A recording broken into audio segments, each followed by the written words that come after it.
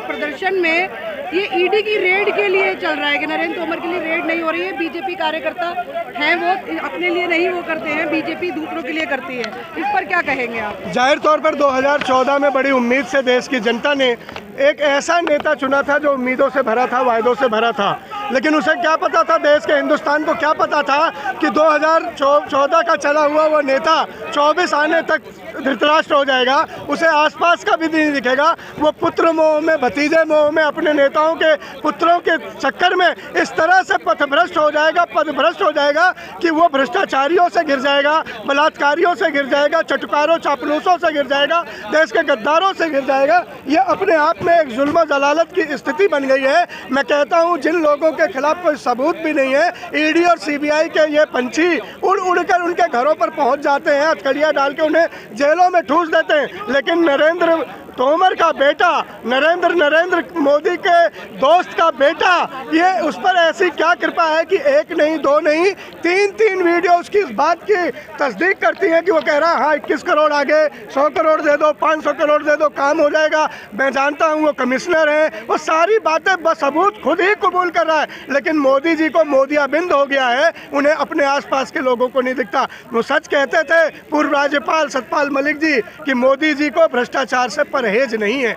उनकी बात ये साबित होती है कि अपने लोगों के, बच्चों के, अपने मंत्रियों के लालों के लाडले बने हुए मोदी जी देश का सत्यानाश कर रहे हैं। पुत्र कौन? आपने कहा कि भतीजा कौन और भाई कौन? भाई नरेंद्र के भाई नरेंद्र तोमर, जिन पर बड़ा नाज था।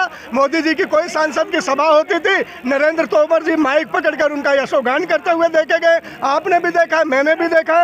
उन्हीं नरेंद्र तोमर का बेटा, उन्हीं नरेंद्र मोदी का प्यारा लाडला भतीजा देवेंद्र तोमर इस वक्त ऐसी स्थिति में है, इस वक्त ऐसी सबूतों के साथ है। उसने कहा है कि पैसे दे दो जी, चिंता मत करो, काम हो जाएगा। ट्रांजैक्शन की बात कर रहा है, बैंक अकाउंट की बात कर रहा है, सरेआम वो बता रहा है। लेकिन इस वक्त स्थिति क्या है कि जब सैया भय कोतवाल तब डर काहेगा। नहीं तो मोदी जी तो कहते हैं कि हम तो सबके साथ हैं, सबका विकास सबका साथ, आपने सुना होगा। बिल्कुल, मैं कहता हूँ मोदी जी सेंगर साहब के साथ हैं। मोदी जी का आभूषण ब्रिजभूषण है। मोदी जी नारदा शारदा के घोटाले वालों के साथ हैं। मोदी जी हेमंत बिस्वा शर्मा के साथ हैं। मोदी जी एक दिन पहले भाषण देकर कहते हैं कि 70,000 करोड़ का घोटालेबाज, अगले दिन मोदी जी उसके साथ हो जाते हैं, उसे डिप्टी सीएम बना देते हैं। देश पूछता है मोदी जी आपका हाथ भ्रष्टाचारियों के साथ ही रहेगा या आपका हाथ जनता के साथ भी आएगा? ये बात देश जानना चाहता और देश जनता ये भी जानना चाहती, देश ये भी जानना चाहता है मोदी जी आप हमारे उम्मीदों के हत्यारे क्यों बने? हमने बड़ी उम्मीद की थी आपसे कि हमारे अकाउंट में 15 लाख रुपए आएंगे। हमने बड़ी उम्मीद की थी आपसे कि 2 करोड़ रोजगार हर साल आप देंगे। हमने बड़ी उम्मीद की थी आपसे कि महंगाई मिट जाएगी। महंगाई डायन की बजाय डार्लिंग होकर नाचने लगी हमारे सरों पर। मोदी जी हमने बड़ी उम्मीद की थी 100 स्मार्ट सिटी मिलेगी। मोदी जी हमने आपसे ये भी उम्मीद की थी कि हमारे बच्चे सुरक्षित होंगे। मोदी जी हमने आपसे ये भी उम्मीद की थी कि देश से भ्रष्टाचार मिट जाएगा। मोदी जी हमने ये भी तो उम्मीद की थी कि देश में भाईचारा और अमन का संदेश आएगा। मोदी जी आप हर उम्मीद के कातिल निकले, हर उम्मीद के गुनहगार निकले।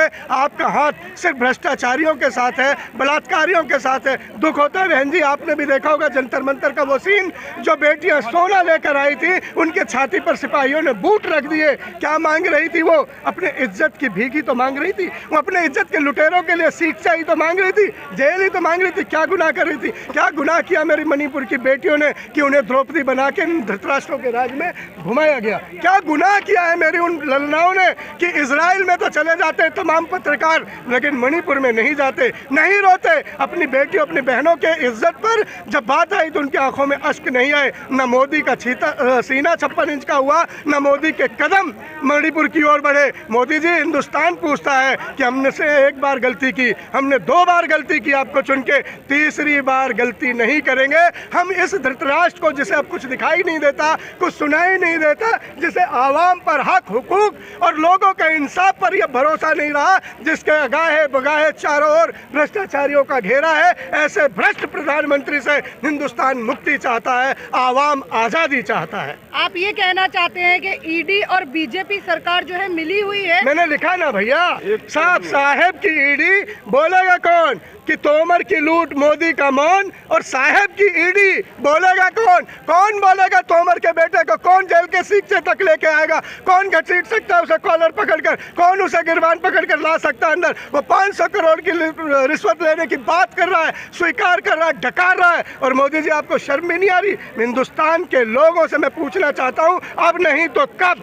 आज हिंदुस्तान के लोग बड़े आशा भरी नज़रों के साथ कांग्रेस के हाथ को मजबूती से थाम रहे हैं। आने वाला 3 दिसंबर बताएगा कि कांग्रेस आ रही है, खुशहाली ला रही है। और वो दिन भी अब बहुत दूर नहीं रहे जब लाल किले से एक आवाज़ आएगी कि भाई और बहनों, मैंने नफरत के बाज़ार में मोहब्बत की दुकान खोल दी है। मैं राहुल गांधी बोल रहा हूँ। आने वाले दिसंबर में गठबंधन भी टूट जाएगा। गठबंधन टूटेगा नहीं टूटेगा ये मेरे हैसियत की बात नहीं हो, बड़े नेताओं की हैसियत की बात है। मेरा कद इतना नहीं है कि मैं इंडिया के बारे में बोल सकूं। मैं तो एनडीए के भ्रष्टाचार के बारे में बोलने के लिए काफ़ी है, और मैं इनकी ईंट से ईंट बजा दूंगा, मैं इतना मजबूत हूं।